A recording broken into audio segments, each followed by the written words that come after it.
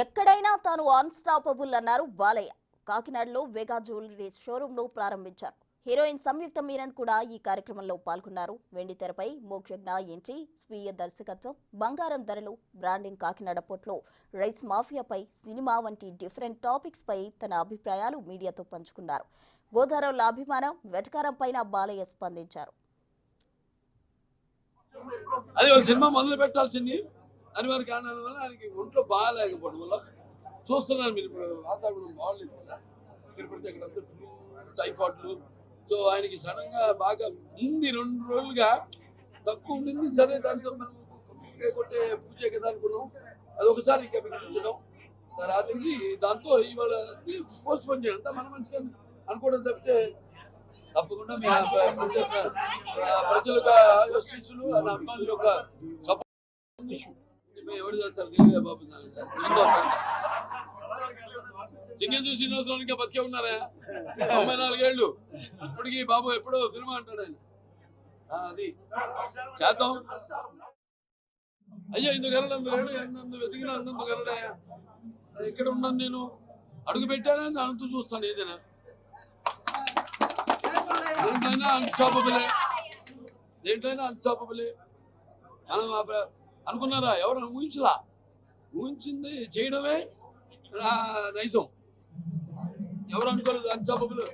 కొన్ని హీరోలు కొన్ని ప్రోగ్రామ్స్ చేస్తున్నారు, నేను అసలు రాడేమో దాంట్లో కనుక్కున్న తరుణంలో మరి అందరికి కాదుగా, నేను చాలా సెలెక్టెడ్గా చేస్తానండి, మంచి ప్రోగ్రామ్స్ చేస్తాను. అది మీకు చెప్పొచ్చు.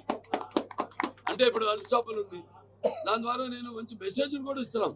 మంచి అవతల వాళ్ళు, వాళ్ళ మనోభావాలు, ఎప్పుడు షూటింగ్లో తలమునకలై ఎప్పుడు ఒత్తిడిలో ఉన్న వాళ్ళని, వాళ్ళకే ప్రజలకు చూసే ప్రజలకే కాదు, మా సినిమాలో కూడా అక్కడికి వచ్చిన వాళ్ళందరూ ఒకసారి ఒక స్వతంత్రం వచ్చినట్టు, ఎప్పుడు 24 గంటల లైట్లో కెమెరాల ముందు కాకుండా నా స్వభావాన్ని బట్టి నేను ప్రశ్నలు అడగడం, వాళ్ళు నెమ్మదిగా వాళ్ళగా అక్కడ ఆ కంఫర్ట్ పడడం, వాళ్ళకి వాళ్ళు కూడా ఓపెన్ అవ్వడం.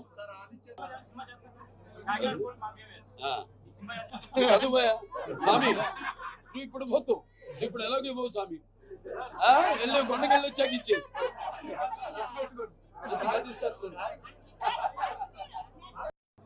చూడడానికి నాజుగ్గా ఎలా అందంగా ఉండాలి అన్నది ఒక యువతరంలో చూస్తున్నాం మనం. దానికి సంయుక్త మేనన్ గారు, సంయుక్త మేనన్ గారు ఏమన్నా ఉన్నారంటే ఉండాలి.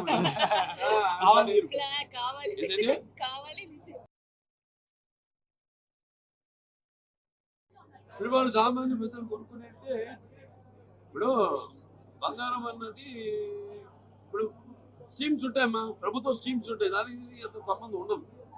స్కీమ్స్ అన్నది ఏంటంటే పేద ప్రజలకి, వాళ్ళకి, మనకి ప్రభుత్వం ఇచ్చే వాళ్ళకి అతి తక్కువ వాళ్ళ ఇన్సెంటివ్స్ ఇవ్వడం. వాళ్ళకి బంగారం అన్నది జనరల్గా కేంద్ర ప్రభుత్వం యొక్క దీన్ని వాళ్ళ విధి విధానాలను బట్టి ఉంటుంది. అది వేరే సబ్జెక్ట్ టోటల్గా. దానికి ఇప్పుడు ప్రభుత్వం విధానాలకి సంబంధం ఉండదు. గోదావరి జిల్లా అంటే వాళ్ళ ప్రజల యొక్క వాళ్ళ యొక్క అభిమానం, వాళ్ళ యొక్క ప్రేమ వాత్సల్యం, అలాగే నిర్మోహమాటం, ఏమన్నా కొండ బద్దలు కొట్టినట్టు మాట్లాడే స్వభావం నీళ్ళలో ఉందని కూడా, గోదావరి నీళ్ళలో. అలాగే వెటకారం, అదే ఇక్కడ పుట్టుంటుంది వెటకారం అన్న పదానికి అర్థం. ఎంతో మా మామగారు ఆయన ఉన్నప్పుడు కూడా ఎంతో, ఇప్పటికీ ఇక్కడికి వెళ్ళా మనం కట్టరు చూపిస్తున్న అభిమానానికి ఎంతో నా కృతజ్ఞతలు తెలియజేసుకుంటున్నాను.